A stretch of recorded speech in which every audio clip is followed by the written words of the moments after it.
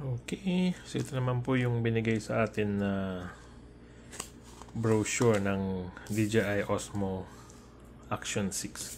So kanina po sa shop ng DJI, 17,000 plus po yung Action 5 and then 24 yung Action 6.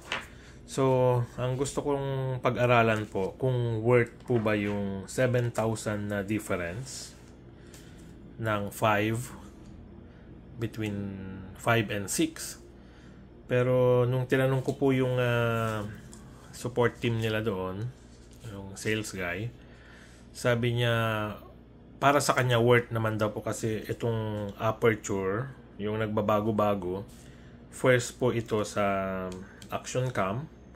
And yung sensor po, talagang malaki daw po ang sensor nito. So super fun po siya. Powerful, especially sa low light conditions. Pero sabi po niya, yung Action 5, kwan na rin po yun, talagang malakas na rin po siya sa low light. Kasi nabanggit ko na user ako ng Insta360 Ace Pro, yung first. And sabi niya, yung 5 po is, yun na po yung kanyang parang equivalent sa 5 sa Insta360. So, ito po yung sinasabi niya na 1/1.1 inch square sensor. And then 4K, 360 horizon steady. Ito yung variable aperture. Ito po yung sinasabi niya. Na parang ito po ang isang naging parang isa sa mga great innovations ng DJI pagdating sa action cam. So sila po ang unang gumawa. And then ito po yung kanyang mga details. May 50 gig built-in storage na rin po. Osmo Audio Direct Microphone Connection. Cold resistant. 4-hour battery life, and then 20-meter waterproof. So 20-meter deep. So, sa mga mahilig pong sumisid sa dagat, diving, hanggang 20 meters. So 4K, 120 frames per second, 10 bit minimum focusing distance, 4K, ultra wide field of view, 182 degrees. Okay. Ito po yung sa mga divers, 20 meter waterproof. So siguro pwede po nating gawin dahil bago pa po ito. So medyo big po yung difference. Anyway, yung 7,000 po dahil naka-sale po yung 5. Pero actually parang kung tutuusin, 5,000 lang yata ang difference talaga. Parang nag-additional sila ng 2,000 discount. Siguro po para i-promote yung mga natitirang stocks ng 5. Kasi itong 6 na ang kanilang ipopromote. All new macro lens. Okay. So, pwede po natin gawin is kung tayo po ay isang, let's say, content creator, hindi lang naman po isang action cam ang gagamitin natin. So, lalo na po sa mga for 4-wheel drive. So, yung 4-wheel driving po, pwede kang maglagay ng isa sa bumper, isa sa side ng sasakyan, isa sa likod. So, siguro po pag, let's say, katulad natin, may dalawa na tayo, isang Insta360 saka isang GoPro.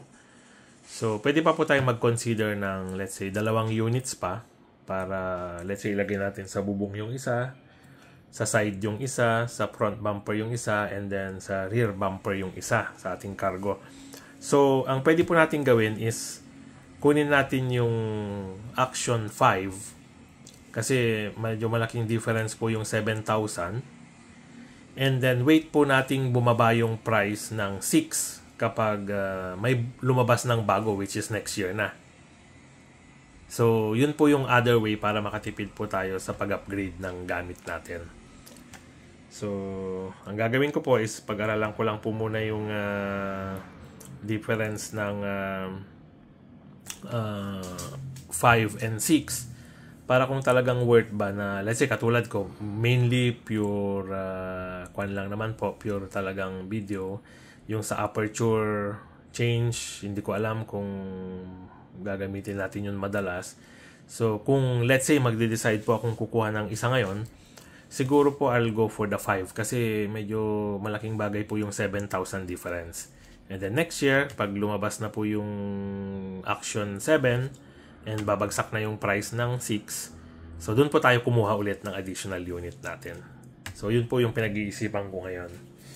Pero sa mga kwan naman po, let's say first unit na magpa-purchase ng Action Cam, and then hindi naman po ganun na pararamihin yung unit, or kahit pararamihin po and okay lang naman po, it will not hurt yung 7,000 pesos.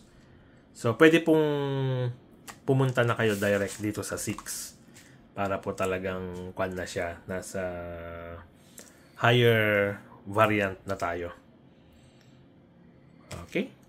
So, pero for now, kung sa akin po, sa sariling usage, most likely I'll go for 5 habang meron pa po.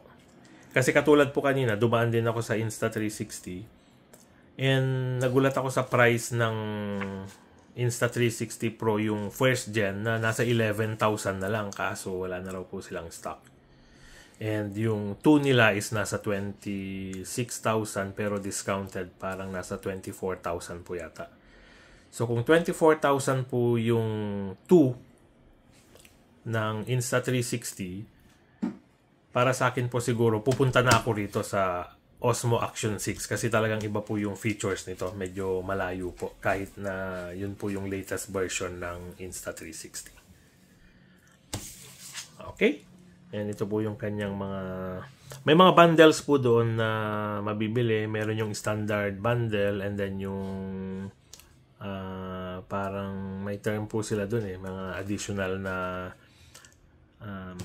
accessories para sa vlogging. So, ito po yung sa mountain biking and road cycling, for motorcycle, hiking, skiing and snowboarding. Ito naman po yung mga. Okay? So, yan po ang ating update sa DJI Osmo Action 6 and nagkaroon po tayo ng chance na makita yung 4 and 5 nila, including their prices. So, sa kwan po yun, nakita natin sa One Ayala Mall. Okay? Sa tech kwan po nila doon. Sa tech level nila. Okay? Salamat po!